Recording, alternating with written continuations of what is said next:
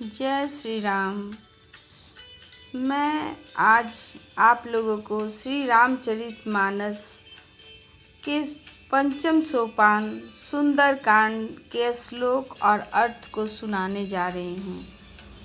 शांतं शाश्वतं प्रमेयमनघनं निर्वाण शांतिप्रदं ब्रह्मा शंभु फणीन्द्रसेव्यमनीशं वेदान्तवेदं विभुवं रामाख्यं जगदीश्वरं सुरगुरुं मायामनुष्यं हरि वन्देऽहं करुणाकरं रघुवरं भूपालचूडामणिम्। शांत, सनातन, अप्रमेय, प्रमाणों से परे, निष्पाप, मोक्ष रूप, परम शांति देने वाले ब्रह्मा, शंभु और शेष जी से निरंतर सेवित वेदांत के द्वारा जानने योग्य सर्वव्यापक, देवताओं में सबसे बड़े, माया से मनुष्य रूप में दिखने वाले, समस्त पापों को हरने वाले, करुणा की खान, रघुकुल में श्रेष्ठ तथा राजाओं के शिरोमणि राम कहलाने वाले जगदीश्वर की मैं वंदना करता हूँ। नान्या स्पृहा रघुपते हृदय दस्मदीये सत्यं वदामि च भवानिखिलान्तरात्मा भक्ति प्रयच्छे रघुपुण्यं निर्भरा मे कामादिदोषरहितं कुरु मानुष च। हे रघुनाथ जी, मैं सत्य कहता हूँ और फिर आप सबके अंतरात्मा ही हैं, सब जानते ही हैं कि मेरे हृदय में दूसरी कोई इच्छा नहीं है। हे रघुकुल श्रेष्ठ, मुझे अपनी पूर्ण भक्ति दीजिए और मेरे मन को काम आदि दोषों से रहित कीजिए। अतुलित बलधाम हेम शैलावदेहं धनुजवन कृशानु ज्ञानिनामग्रगण्यं सकल गुणनिधानां वानरामधीशं रघुपति प्रियभक्तं वातजातं नमामि। अतुल बल के धाम, सोने के पर्वत, सुमेरु के समान कांति युक्त शरीर वाले दैत्य रूपी वन को ध्वंस करने के लिए अग्नि रूप ज्ञानियों में अग्रगण्य, संपूर्ण गुणों के निधान, वानरों के स्वामी श्री रघुनाथ जी के प्रिय भक्त पवन पुत्र श्री हनुमान जी को मैं प्रणाम करता हूँ। जाम्बवंत के वचन सुहाए सुनि हनुमंत हृदय अति भाए तब लगी मोहि परिखेउ तुम्हें भाई सही दुख कंद मूल फल खाए। जामवान के सुंदर वचन सुनकर हनुमान जी के हृदय को बहुत ही भाए। वे बोले, हे भाई, तुम लोग दुख सहकर कंद मूल फल खाकर तब तक मेरी राह देखना। जब लगी आवो सीतई देखी होई काज मोहि हर्ष विशेषी यह कही नाई सब कहु माथा चले हर्षी धरि रघुनाथा।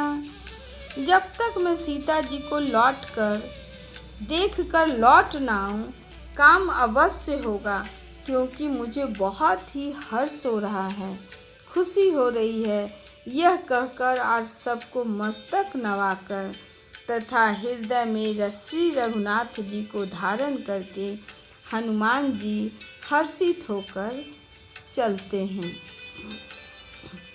सिंधु तीरे एक बुदर सुंदर, कौतुक कुदी चढ़ता ऊपर। बार बार रघुवीर संभारी, तर के पवन तन बल भारी। समुद्र जी के तीर पर एक सुंदर पर्वत था। हनुमान जी खेल से ही अनायास ही कूदकर उसके ऊपर जा चढ़े और बार बार श्री रघुवीर का स्मरण करके अत्यंत बलवान हनुमान जी ऊपर से बड़े वेग से उछले। जेहि गिरि चरण दे हनुमंता, चलो सोगा पाताल तुरंता। जिमि अमोघ रघुपति करवाना, यही भांति चलो हनुमाना। जिस पर्वत पर हनुमान जी पैर रखकर चले, जिस पर से वे उछले, वह तुरंत ही पाताल में धंस गया, जैसे श्री राम जी का अमोघ वाहन चलता है, उसी तरह हनुमान जी चले। जल निधि रघुपति दूत विचारी, तै मैनाक होहि श्रमहारी। समुद्र ने उन्हें श्री रघुनाथ जी का दूत समझकर मैनाक पर्वत से कहा कि हे मैनाक, तू इनकी थकावट दूर करने वाला हो, अर्थात अपने ऊपर इन्हें विश्राम करने दो। हनुमान तेहि पर साकर पुनि, किन्ह प्रणाम। राम काजू किन्हे बिनु, मोहि कहाँ विश्राम। हनुमान जी ने उसे हाथ से छू लिया, फिर प्रणाम करके बोले, भाई, श्री रामचंद्र जी का काम किए बिना मुझे विश्राम कहाँ। जात पवन सुत देवन देखा, जान कहूँ बल बुद्धि विशेषा। सुरसा नाम अहिन के माता, पठनि आई कही तेहि बाता। देवताओं ने पवन पुत्र श्री हनुमान जी को जाते हुए देखा। उनकी विशेष बल बुद्धि को जांचने के लिए, उनकी परीक्षा लेने के लिए उन्होंने सुरसा नामक सर्पों की माता को भेजा। उसने आकर हनुमान जी से यह बात कही, आज सुरन मोहि दीन आहारा, सुनत बचन कह पवन कुमारा। राम काजु करी फिर मैं आवो, सीता कही सुधी प्रभु सुनाओ। आज देवताओं ने मुझे भोजन दिया है।